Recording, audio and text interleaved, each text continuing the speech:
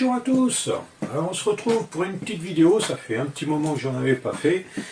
Et donc aujourd'hui on va parler d'une technique qui est souvent abordée en self-défense. C'est une technique de jambe qu'on appelle communément le coup de pied écrasant, qui va venir prendre souvent au niveau de l'intérieur du genou. Et c'est une technique qui est très souvent proposée. Alors c'est pas une technique que moi j'affectionne particulièrement, surtout en première intention.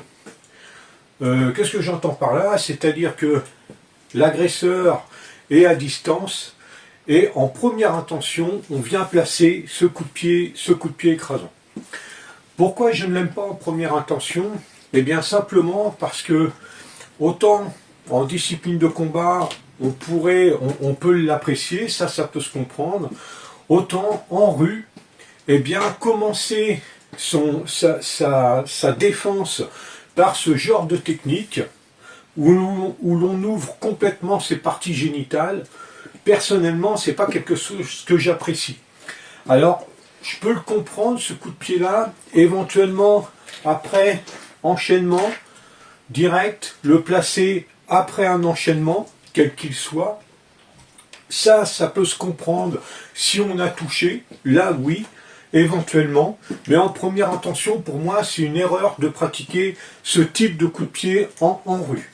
Je précise bien en rue. Personnellement, je privilégie moi quand même le low kick dans les jambes ou le side kick selon la position dans laquelle on est, selon bien comment on se situe dans le combat, le moment où on va pouvoir placer ces coups de pied là. Personnellement, je préfère le low kick ou le side kick selon la position. Un side kick, une fois qu'on est décalé, ça peut être très intéressant au niveau des genoux.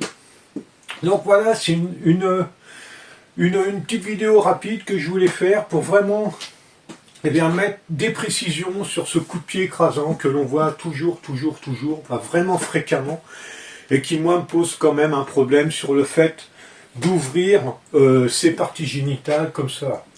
Il faut savoir au niveau des coups de pied qu'il y a sur les arts traditionnels, il y a des coups de pied qui n'existaient pas parce que justement ils étaient considérés comme pas vraiment en adéquation avec le combat réel, parce que ça ouvrait les parties génitales. C'est le cas de tous les middle kick et high kick, tous ces coups de pied là, c'est des coups de pied qui sont apparus en tant que dans le milieu sportif, parce qu'à la base ils n'étaient pas considérés comme des coups de pied, pas qu'ils n'étaient pas efficaces, mais on ouvrait ses parties génitales lors de la frappe. Et ça posait une problématique en combat réel.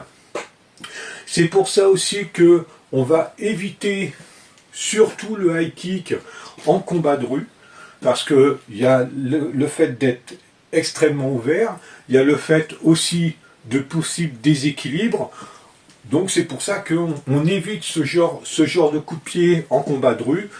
Il peut arriver certaines fois, on le voit même dans des vidéos où des gens l'utilisent et puis ça fonctionne, mais c'est pas parce que ça fonctionne une ou deux fois ou qu'on le voit en vidéo que c'est réellement bon de le faire en situation réelle, de manière régulière, le mettre comme une technique réellement à faire en situation réelle, parce que c'est pas vraiment le cas.